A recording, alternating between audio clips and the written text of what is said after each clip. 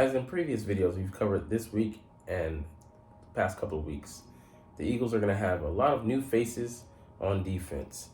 A few on offense as well, but primarily on the defensive side is where we're retooling and plugging and playing new people, like this guy to the left. Will he be able to come in and have an immediate effect, as well as some other issues? Let's take a dive and look at these things. What's up, it's your boy Cintron. Come back after another analysis video, and I kid you not, it's my real name. We're getting to the bag. Not the money, but the mailbag. Unanswered, but unfiltered questions. You asked Dave Mangles. I mangled that shit up, and I came and gave my own answers, or at least I will. So anyways, Eagles mailbag, Bleeding Green Nation, the first one I'm doing from them. Will Nakobe make the Dean's List? Like to play on words. I say no, but he doesn't have to be a straight A student. Anyways, let's get into it. Will the Eagles linebacking core be an improvement over last season? I definitely don't think so. Contrary to popular opinion, Kazir White actually played pretty solidly, and Jonathan Gannon didn't do him any favors, putting him in disadvantageous positions last year with the way he deployed the linebackers and made him a liability in certain spots. With not protecting him in coverage, and leaving him hanging out to the dry. TJ Edwards got the most of his skill set. He's a slow linebacker that is always, most times than not, in the right position to make plays. And he had some sacks last year, played a part in some passes being picked off. But, you'd want a guy with a more athletic profile who's able to do more. Definitely, not run a 4.92. But he made the most of his skill set. You have no complaints with what he did, being the 5th or 6th linebacker rated, off the ball linebacker rated in the league overall. You definitely can't complain about that. And given he was on a rookie contract, we were getting mass savings on him. So it was only right he got paid this past offseason, went to the Chicago Bears, and he got his money. But there's no way that Christian Ellis / Nicholas Morrow and Nakobe Dean make up for what those guys were able to do last year. Gave us very solid play, and at times very, very good from the linebacking core. There's no way they beat them out with their play. But the thing is, they don't have to. We have a stacked secondary as well as a superstar defensive line rotation as well. A lot of our second stringers could start for other teams across the league, and we don't have to get more than adequate play out of the linebackers. And that's just the way the team is built, and the priority we build, on both lines, the offensive and defensive. That's a priority, and it's paid off for us in that strategy. And someone's gonna lose out. Running backs are losing out around the league, not getting paid, and linebackers are getting paid, but it's a select few, elite club, and we're not one of the teams that put a priority on that. So it is what it is. But even if they're not an improvement, that doesn't mean this it'll sink this team's chances, especially our defense, because we're relying on the back end and the front end to make plays and to put pressure on quarterbacks, so that the middle just has to hold the whole thing together and be there to fill the gaps and fill in some of the spots, be there to tackle. So, all right, will Dean or one of the rookies shine this season? Grant Expectations. Is that his name? I don't know who the hell that is. But I will say that I'm looking for, who would I say? And not Nolan Smith. Nolan Smith and Jalen Carter, I don't look for them to shine, but I look for them to be solid, because they're both at positions where we're going to rotate, at defensive tackle and defensive line / edge. He's a linebacker. Nolan Smith is technically, but he's going to be on the edge, so edge rushers. But we don't need them to come in and be superheroes. That's the great thing about the way we're built on the defensive front, that we have guys that can be very functional, highly effective in moving in a rotation, and everybody's fresh, not just for the game, not just for a stretch, but, for the playoffs, for the end of the season. we need to make that push. And it works out to our strength because we're just sending guys in waves, to attack the quarterback, and they're throwing a different look at the offensive linemen, and it just tires them out, overwhelms them, I would say, and more than tires them out because all linemen have stamina. It's a different thing to protect than to attack, but yeah, we count on strength in numbers, and as long as they come in and play a part, they're not a liability out there. I think for me, that's more than fine. That's actually what we're looking for. We're looking for Nolan Smith to take over in a couple of years, for Hassan Reddick, ideally, when he probably moves on to greener pastures because he's highly underpaid here. And Dean, I don't expect him out the gate to be a superstar. A couple of years, maybe he could be, a great linebacker. But if he gives us anything more than serviceable play, we're winning. Because even though he did redshirt last year, he had the talent, some teams to come in and start. But we had better players at the weak side and middle linebacker and T.J. Edwards and Kazir White, and it just worked out that way. So most of our first, second, and third round picks basically redshirted last year. But it is what it is, and we had the luxury to do that, with them. So that being said, we're reaping the rewards now with other guys that moved on. Alavi, Isaac Seumalo at right guard, second year round pick last year. Cam Jordan stepping in. Jordan Davis, he's stepping into the starting lineup with Javon Hargrave departing to San Francisco, and the third round pick, Nakobe Dean stepping in for T.J. Edwards. So they're all. I say luxury, but I mean that in way of they weren't, being pressed into duty last year, but they were picks for the immediate future because they're all key players and being counted on in starting roles this year. After a year for NFL teams to scheme against the rugby sneak, will the Eagles move away from Jalen Hurts, their $250 million man? Get it right, $255 million man. Sneaking the ball or build plays off it and create a whole new sub package. I'm going to address the second part of that because I like where they're going with that. But no, the answer in short is no. And will there be some less frequency? Sure, because we have guys like, fourth stringer Boston Scott. Then we have, Rashard Penny at number 2. Kenneth Gainwell at number 3. And number 1, we have the new Georgia guy, DeAndre Swift. So we have a bevy of guys instead of relying, being top heavy last year with Miles Sanders. We're gonna, rotate those guys more so than we did last year. And look, maybe if we got like 500 from each guy, excluding not Miles Sanders, but Boston Scott, who maybe gave us 200, we'd be doing excellent. Everybody would have less wear and tear. And maybe would prevent catastrophic injuries to a Rashard Penny and a DeAndre Swift that would debilitate him and limit his effectiveness over the course of the year.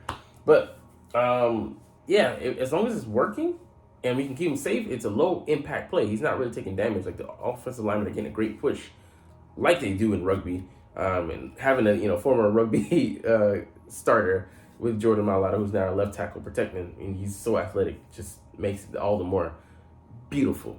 The piece de resistance, if I don't know if my French is correct. Anyway, correct me in the comments what you ain't even watching though. But I think it's a great play to execute, but also the potential for to build off of it and go with sub packages and build plays and like we did last year when we pitched it out and got 10, 15, I think 15 to 20. It was a great little wrinkle to get show teams to threaten and to make them commit into practice and to game planning for moving forward. So if we can build off of that, create audibles out of that, other looks, motions, maybe sweeps, fake jet sweeps. There's so much potential off of this one little play, but making it more complex and multiple and stacking it is what would give defenses fits, because they don't know. It already complicate, what for them needs to be a, immediate reaction instead of a processing of information. If Cam Jurgens isn't the starting right tackle, any thought to center rotation to gain experience and keep Jason Kelsey fresh? Yes, snap continue, but professionals should be able to handle that, eh? Hilly Billy Graham. I like that name. The answer is no, because they go into it here why it didn't work out with Bill Belichick, and he's the father of one of the progenitors in the modern day age of trying things out. He's tried got like his receivers putting in at DB, like he did with White Chocolate. Forgetting his name. He had a couple 2,000-yard seasons out of Kent State, transitioned from quarterback to receiver. You know what I'm talking about. But yeah, I mean, like, no, you don't want to rotate your guys. Like I said previously, O-line is already a position that is more static than D-line, because those guys get tired. They're on the attack, so they need to have more stamina and more energy, to do the job. O-line, you're just moving backwards and you're protecting. You're not really surging forward on a constant basis. Like in pass pro and a run game, you're trying to create ground, but still even then, it's less slamming and more technique and getting into stances and thrusting. Pause. But that being said, yeah, that's just dumb. And why would you want to take one of your best players, future Hall of Famer Jason Kelsey, off the field when you absolutely need him out there? Just be dumb to get Cam Jurgens some experience. Just let the guy play at right guard. And if he isn't at right guard, that means Tyler Steen has acquitted himself very nicely, because Cam Jurgens spent a year fighting for the getting ready to play the position, and just getting experience and being in the program, getting his strength up, getting his weight up, and being light years ahead of where he was last year as far as knowledge goes. So I'd like Tyler Steen's, I'd like him in that position if he was the one to beat out Cam Jurgens. That would signal a lot. But hell no to rotation. How do you feel about Devin Allen saying he's the fastest player in the NFL, especially since people like Tyreek Hill, Jalen Waddle, and Paris Campbell could easily be considered faster by non-Philadelphia fans? Bristler 13. Hey, he could very well be right, and the guy looks fast. But guess what? It doesn't fucking matter. He's not even on the starting roster, and all those guys, even Paris Campbell played a key position with the Indianapolis Colts last year. Yeah, he runs a 4.31, but he's putting it to use as far as like maybe not the best usage for that speed, but he's been an impactful player. You can't say the same about Devin Allen. He struggled to even be on a practice squad last year, and he's gonna be great going out there and competing for the Olympics. Trying to earn a spot to compete, but that's taken away from his NFL possibilities, his dreams, and he just hasn't developed. I mean, so he could very well be on some of his last legs or last opportunities, chances. He's the fastest man, but that title rings empty, even if that rings true. With him having a title, it's like Frieza saying to Vegeta, "Hail Vegeta, Prince of No One." Who gives a fuck if he's a prince? What kingdom is he ruling over? Why do head coaches insist on playing defense at end of game when their defense hasn't stopped offense the entire second half and their opponent's defense isn't stopping you? If opposing team has 2 minutes the ball and needs to score, just let them score via lining up on 8-yard line to defend kick. They either score immediately or 3 downs and kick a field goal. Then your team has the ball and chance to win with close to 2 minutes on the clock. Silverlark 60. That's great in theory, but they go on to say here, if you're throwing in the towel like that, it's just not a good look. Unless it's just dire circumstances, you're trying to get the ball and score immediately. This game is super impactful, especially in the regular season, maybe on seeding or something that's necessary. But you don't want to rely on that, because you're basically giving up. You're basically showing a vote of no confidence in your defense to go out there and stop. You're pretty much paying them for nothing, and not even for a coach, that's throwing away the possibility that your defense might make a play. I'll give you a drive, for example, that We played the Dallas Cowboys in the latter half of the season when Dak Prescott was healthy and Jalen Hurts was out of the lineup. Dak was just targeting, Josiah Scott left and right. It was almost like, it was automatic completion. It's just like, oh, you want automatic completion? Target whoever is Josiah Scott's guardian. Throw it over there. Bam, he catches the ball. It was like ridiculous. He might have gotten 8, 9, 10 balls caught on him. Like, not consecutively, but like it seemed like that. He was getting burned, like he was having sex with without a condom with chicks on the regular that he just met. Like, it was just constant. I'm like, damn. But he did throw one, and then he picked him off. The ball got tipped and he picked him off. But I might be conflating this with the Saints game, where it was just ridiculous. I think it's a Saints game, but I think it was tipped, and then Josiah did get a pick. And that would have never happened if you just said, oh, fuck it, just let them score and get the ball back and score an offense, because you're not stopping them to give yourself more time. Throwing in the towel when you're paid to be a professional to do a job, it just goes against what defense stands for. It's just like, why even feel the defense if you feel like that? And these are professionals. These are the best athletes in the world, and even guys that are like Josiah Scott. I criticize him, but let's not act like he can go down to D1 college and dominate, or he can go down to high school and destroy the crap, because he's a professional. It's just that everybody around him is just that much better. Like, there's that gap between him. But it just will make defense moot. And anytime, like, it's like when you have in your mind, like, you're gonna give up, and once you give into that initial feeling, it's over. Doesn't matter if it's 5 minutes later, 10 minutes later. Once you lose mentally, you're out of the game. Football is also a game that you play from the neck up, and if you tap out here, like Vontae Davis did when he was just, he retired at halftime because he didn't want to go out there and just, haphazardly throw his body around out there when he's not invested. Dangerous. It's like Simone Biles. People saying she quit. It's very dangerous what she had when her mind is not allowing her control over her body to do what it needs to do. It's actually fighting against her. She can actually be seriously injured with that. So people, idiots, armchair coaches, fucking morons, don't know what they're talking about. Anyways, that answers that. If quarterback is the most important position, then why doesn't a guy like A.J. Brown get MVP consideration when all he has done is significantly boost the QBRs of Ryan Tannehill and Hurts? Seems to me like the guy has significant influence over the player of the most important position, which makes him incredibly valuable. Easy answer here. The guys who vote for these awards are incredibly biased towards quarterbacks. And yeah, I get it. It's a quarterback-driven league, and they are what makes the football world go round. It's such a pivotal position. On 99% of the plays, they touch the ball, so they're affecting the play directly. So a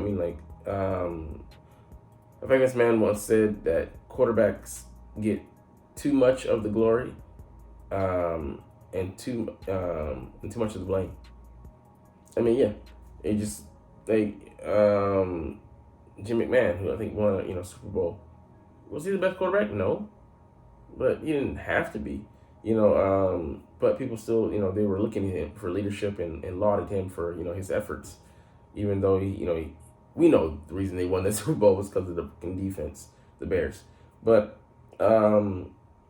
it required a whole different set of metrics and a diametrically opposed way of viewing MVP, the award, and the statistics, and taking into account like these new age next gen statistics that show how quarterbacks are being boosted by their supporting cast and things for people to change the way that the award is given out. So that's a hard push, for people. A lot of people, this day and age are old fashioned and old heads, and they just believe in looking at making the easy decision, because it's easy to look at the quarterback and correlate his success. And a lot of times it is true that the quarterback is the guy who's critical for success. And I mean, yeah, in this day and age, especially in the modern day basketball, basketball modeled after era, basketball on grass. If you don't have a difference maker at that position, you're lagging behind the rest of the league. Just to be competitive, you need a guy out there who's you know who's top 15 at the bare minimum, I would say. But yeah, that goes. I mean, that kind of. I mean, yeah. So I mean, like, you can get by at other certain positions. Like, it's easier to find a running back, but it's not so easy to find a quarterback. So I mean, they're taking that into consideration. Is there a team that has done more to depreciate the value of running backs this year, past year than the Eagles? Hey, that's not our fault that running back market is where it is. That's like blaming the Chinese people for the pandemic. If it wasn't going to be there, it was going to be something else. Swine flu also happened, and other pandemics, and it has to come from it comes from somewhere. I'll tell you where it comes from: the pits of hell. Anyways, yeah, man, like, it's not our fault. Like, the league, I believe they should do something to correct the market. It's just kind of sad the way the running backs are going out these days, and it's just not. Why would you want to be a running back? I mean, other than just for the glory, and that don't pay your medical bills when you're aging. All right, what can you see the Eagles looking to take in the first 2 rounds with these top 3 picks? I mean, like, a tackle for the future, wide receiver, depth, and number 3, because I think Quez is going to leave, and then Olamide Zaccheaus looks like he's going to leave as well. And could be linebacker, could be a safety, corner as well. I mean, there's so many directions we could go after that. Interior line depth. We're gonna need a backup center most likely especially if Jason Kelce retires after this year. So there's a myriad of directions we could go. It depends, running back. Yeah, it's another one. So many things we could look at. What makes the Eagles more fun to follow than any other NFL team in your view? Just, man, I feel like we're entering a golden age of football with Jalen Hurts and his arrival. I feel like we've never been in this position, and we damn sure better well take advantage of it. Not like the Eagles did when they had Donovan McNabb in the prime of his career, especially with T.O. Should have done whatever it took, to placate that man and go back to the bowl. But learn from the Andy Reid era. Can Jalen Carter be an elite, all-everything D tackle that can make a whole defense better? Can we even begin to say potential to reach a Jerome Brown, Warren Sapp, or Aaron Donald level? What's his upside? Yeah, I would say it's definitely one of those guys. You don't know which one. I would say for the low tier, Jerome Brown, and then for high tier, Warren Sapp or Aaron Donald. But there's a reason why he was seen as generational talent coming into the league. I mean, he has the physical makeup. The guy's strong. If he can become a better pass rusher, watch out, because his run defense is already there, theoretically speaking. We have to see improvement in the league. But I like him just for the run standpoint. Javon Hargrave, as great as he was as a pass rusher, the guy, wasn't the best run stopper. He could shoot gaps, but, holding up and, making tackles, he was adequate. But when he focused on that, I think he was good to, borderline great at it, when he got his hands on the rushers and runners. But, yeah, he was a liability in that regard. And I'd much rather have better run defense up front than a purely pass rushing D tackle that can't plug the run. Who's the most underrated or unexpectedly difficult to replace player we just lost for agency? Isaiah Amalo, Marcus Epps, TJ Edwards. I would say for me, I'm going to cheat here and say Isaiah Amalo and TJ Edwards, because people don't realize how steady he was, and giving us stabilizing force area linebacker. And yeah, he got exposed, but by Jonathan Gannon putting him in compromising positions, but he made the most, like I said earlier, of what his tools were, being a slower linebacker, but he was in place. And if he was a guy running a 4.6 even, maybe even a 4.7, man, he'd be that much better because he'd be able to make up for his mistakes. But him not having that speed, means he has to be right. He has to be in the right place at the right time. Otherwise, he ain't gonna be able to to make up for those mistakes. And I have to say, he was just so steady, even though he was gentle giant, but he improved over the course of his career. He took some lumps early in it, and he bounced back. Also switching sides from the left to the right, and he became a really, really, really good player. And we're gonna miss his size and his brains. The guy had a good football IQ. So I would say they both were underrated, man. And Epps, I don't know, he was solid, but I just feel like Reed Blankenship and Terrell Edmonds we're gonna have a better safety duo overall. Even though we're not gonna have the splash plays, and that might be controversial to hear, but I think they'll just be steady, especially with the steady hand of Terrell Edmonds.